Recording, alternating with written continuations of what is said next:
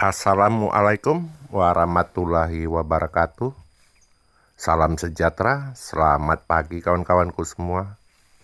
Semoga dalam lindungan Yang Maha Kuasa ya, semua sehat-sehat. Sekali ini vlog saya sekali ini mengenai pemberian dolomit ya kawan-kawan. Banyak juga kawan-kawan yang bertanya pada saya, sebenarnya pemberian dolomit itu berapa lama sekali? Menurut saya ya kawan-kawan ya, pemberian dolomit itu wajib ketika pH tanah asam. Sekali lagi, hanya untuk pH tanah asam. Karena memang fungsi dolomit itu adalah menaikkan pH tanah ya kawan-kawan. Jadi jika kita lakukan seperti pemupukan pakai jadwal, itu menurut saya sangat tidak cocok ya. Tanah juga akan mati ya kawan-kawan ya, karena terkena dolomit. Biasanya air susah tembus ya kawan-kawan ke dalam tanah. Nah, ingat ini ya kawan-kawan, pemberian dolomit sendiri untuk 1 meter persegi tanah itu antara 0,3 kilo atau 3 ons sampai 0,5 kilo atau setengah kilo. Itu untuk per meter tanah. Jadi tidak berdasarkan tinggi atau pendeknya pohon ya, besar atau kecilnya pohon. Untuk kawan-kawan Malaysia, untuk dolomit itu bukan baja ya, alias pupuk ya, bukan ya. Itu hanya membantu menaikkan pH tanah dari asam ke basa.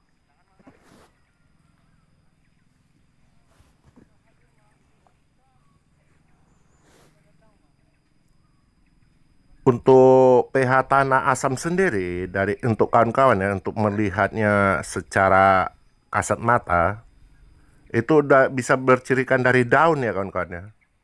Daun banyak yang bintik-bintik kuning, itu udah mulai mengarah ke pH tanah asam. Ingat ya kawan-kawan, jika dibiarkan terus, lama-kelamaan daun tersebut akan kuning dan rontok jika pH-nya tidak cepat ditangani. Pemberian pH tanah juga itu wajib ditabur ya kawan-kawan ya. Wajib ditabur. Untuk dikocor juga bisa, cuma saya belum pernah ya dengan cara kocor. Dan jika ingin memastikannya dalam jangka waktu 1 minggu ya, untuk pengecekan pH tanah.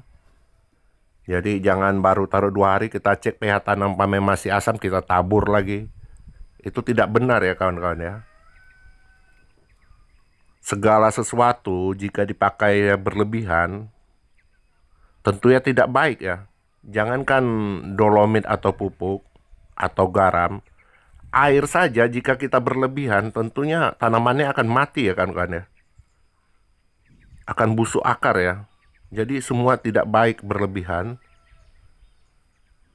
Makanya saya bilang untuk menaikkan pH tanah cukup pemberian setengah kilo dolomit ya untuk per meter tanah. Untuk menaikkan 1 digit pH tanah, itu rumusnya ya kawan-kawan ya. Contoh, pH tanah dari 4,5 kita taruhkan setengah kilo per meter tanah, itu biasanya naiknya 1 digit menjadi 5,5 ya kawan-kawan ya. Untuk durian sendiri, pH tanah 5,5 itu udah termasuk lumayan ya. Kok bagi saya itu udah termasuk bagus ya, 5,5 itu. Tetapi di teorinya pH tanah yang netral itu adalah 6,5 sampai pH 8. Itu kategori normal. Kategori asam di bawah 6,5, biasanya seperti itu. Tetapi kalau untuk durian menurut saya pH 5,5 sudah bisa ya, sudah lumayan ya untuk pertumbuhan.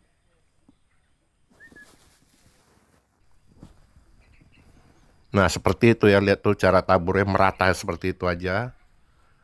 Jadi jika terkena air siraman, dia akan meresap ke dalam bagus ya.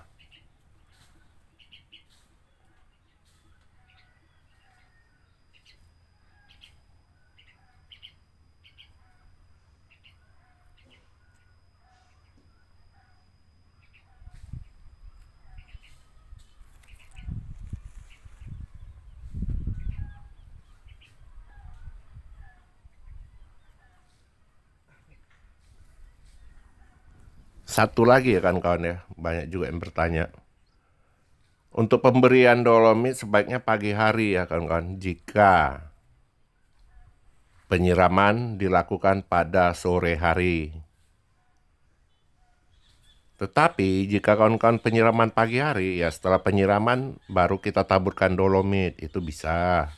Atau sore hari pun bisa, jika penyiramannya pagi hari. Dan ingat ya, menurut saya waktu penyiraman yang sangat baik itu adalah pada sore hari. Ketika keesokan siangnya tanah tidak lagi becek ya, tanah udah kering, kemudian sorenya kita lakukan lagi penyiraman. Jadi akar tetap aman dan sehat.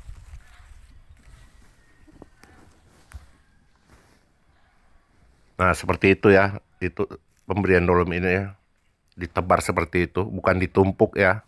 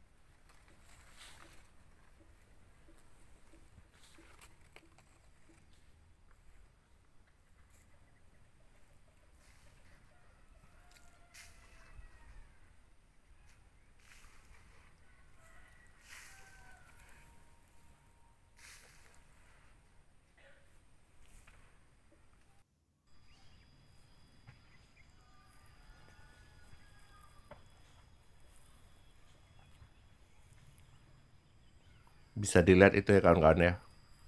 Jadi di bawah tajuk itu sampai tajuk terluar kita tebarkan dolomit seperti itu ya. Contoh itu ya. Ini contoh lihat ya. Jadi untuk besar atau kecilnya pohon sih bukan tergantung dari situ untuk pemberian dolomit ya kawan-kawan. Lain halnya dengan pupuk. Nah, seperti itu. Jadi menurut saya kawan-kawan ya, ini kunci ya.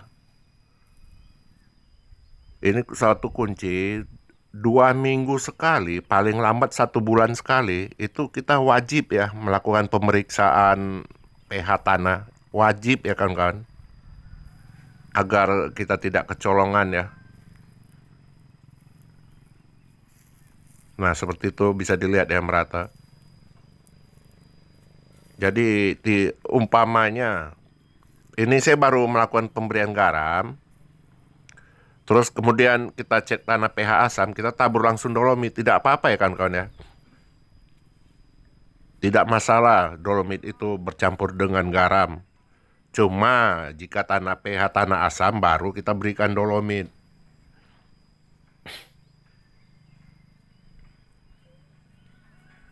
Hanya itu saja menurut saya kawan-kawan ya.